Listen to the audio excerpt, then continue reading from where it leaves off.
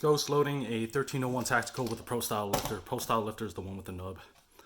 So, fair warning, I've only done this with dummy rounds. I've been too busy to try this with live rounds, so do this at your own risk. Manufacturing being what it is for both ammo and firearm, it may work for this 1301, but not work for your 1301.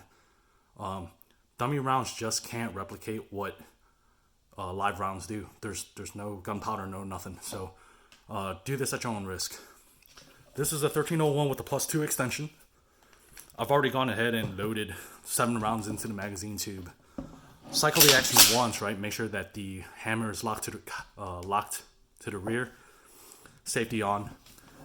And what I'm going to do is I'm going to bring the charging handle back, bring the bolt back until the bolt face is about lined up with the ejection port, rear of the ejection port. I'm going to take my chamber round and I'm just going to push it into the ejection port. This lifter will go down slightly to allow you to do so, so don't be worried about the shell guide.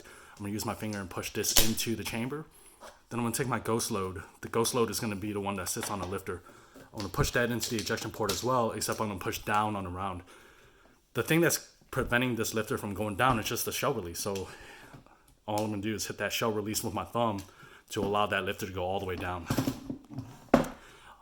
I'm going to ride this charging handle slightly forward, right, until the carrier is over the round. That carrier will prevent the shell lifter and the round from popping back out. Then I'm going to let this return into battery on our own spring pressure. The way you can tell whether or not this is in battery is take a look at your extractor claw. If this is lined up with your milled slot on the receiver right here, right, then it's good to go. So let's see it functioning.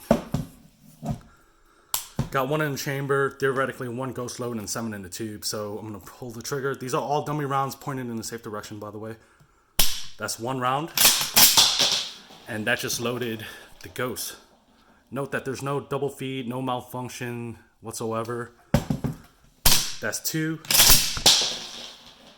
3, 4, 5, 6, 7, 8, 9, and lock to the rear.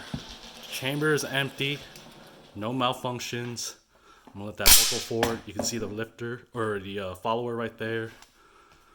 So that was 9 rounds out of a +2 extension 1301 tactical, 7 in the tube, 1 in the chamber, 1 ghost, 7 + 1 + 1.